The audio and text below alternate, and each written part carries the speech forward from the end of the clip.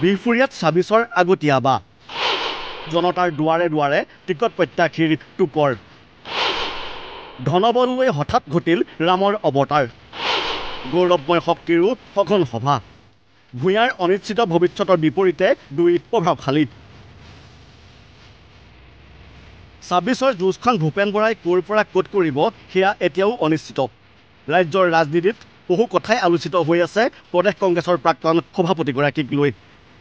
এনে পৰিস্থিতিত লক্ষণীয় হৈ পৰিছে বিহপুৰীয়াৰ ৰাজনৈতিক প্ৰেক্ষাপট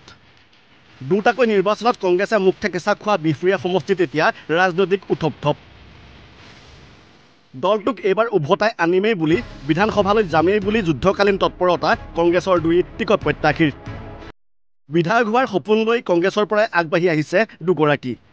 যেন এক অঘোষিত প্ৰতিযোগিতা কোনে কিমানক দলটোত যোগদান কৰোৱাই শীৰ্ষ নেতাৰ দৃষ্টি আকৰ্ষণ কৰিব পাৰে দুই নেতাই দিন ৰাতি একাকাৰ কৰিছে জনতাৰ সমৰ্থন লাভৰ বাবে তাকে যেনিবা দুয়োৰে মাজত আছে ধনবলৰ তফাত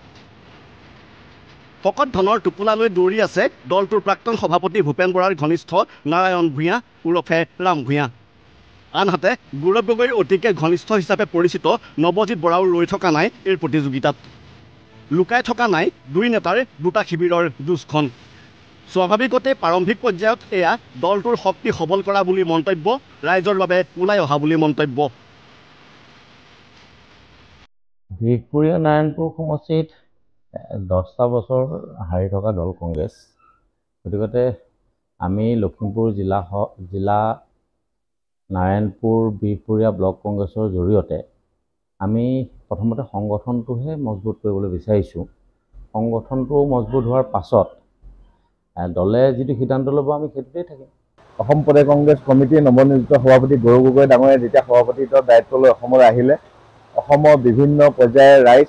ওলাই আহিছে মাৰ বান্ধি থিয় হৈছে কঁকালত টাঙালি বান্ধিছে যে 2026 চনত এখন সুস্থিৰ চৰকাৰ কংগ্ৰেছৰ নেতৃত্বত যে হ'ব ৰাইজ সেইকাৰণে সকলো ওলাই আহিছে আৰু ৰাইজ আশাবাদী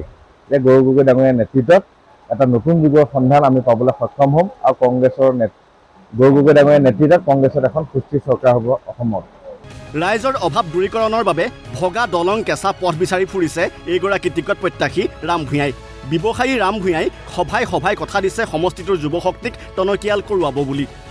নিৰ্বাচনৰ পূৰ্বে টিকট লাভৰ পূৰ্বে এনে কথা বতৰাৰ নতুনত্ব নাই যদিও ভূপেন বৰাবিহীন কথা বতৰাৰ মাজত এয়া অতি গুৰুত্বপূৰ্ণ বুলি বিবেচিত হৈছে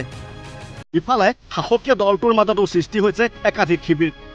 চৰ্চা চলিছে বিধায়ক অমীয়া ভূঞাৰ প্ৰতি হয়তো 2026ত সদয় নহ'ব বিজেপি দলটো প্ৰতিষ্ঠান বিৰোধী ঢৌ আছে বিধায়কগৰাকীৰ বিৰুদ্ধে তেনে পৰিস্থিতিত আগন্তুক নিৰ্বাচনৰ টিকটৰ দৌৰত আছে মুখ্যমন্ত্ৰী হিমন্ত বিশ্ব শৰ্মাৰ অতিকে ঘনিষ্ঠ ৰঞ্জিত ভট্টাচাৰ্য বিজেপি নেতাগৰাকীৰো ব্যস্ততা বাঢ়িছে সমষ্টিটোত খবৰ লৈছে নদীৰ খহনীয়াৰ লগতে অন্যান্য সমস্যাৰ কাষ চাপিছে সাধাৰণ জনতাৰ সমান্তৰালকৈ প্ৰাক্তন বিধায়ক দেৱানন্দ হাজৰিকাইও আশা কৰিছে দলীয় টিকটৰ এটা কথা স্পষ্ট যে দুয়োৰে শিবিৰ পাতিছে বিধায়ক অমীয়া ভূঞাৰ বিপৰীতে মুঠৰ ওপৰত গৌৰৱ গগৈ সভাপতি হোৱাৰ পাছত বিহপুৰীয়াত কংগ্ৰেছৰ নিৰ্বাচনী ব্যস্ততা হৈ পৰিছে লক্ষণীয় অমীয়া ভূঞা টিকটৰ পৰা বঞ্চিত হ'ব বুলি চলা চৰ্চাৰ মাজত লক্ষণীয় হৈ পৰিছে গেৰুৱা শিবিৰৰ ৰাজনীতি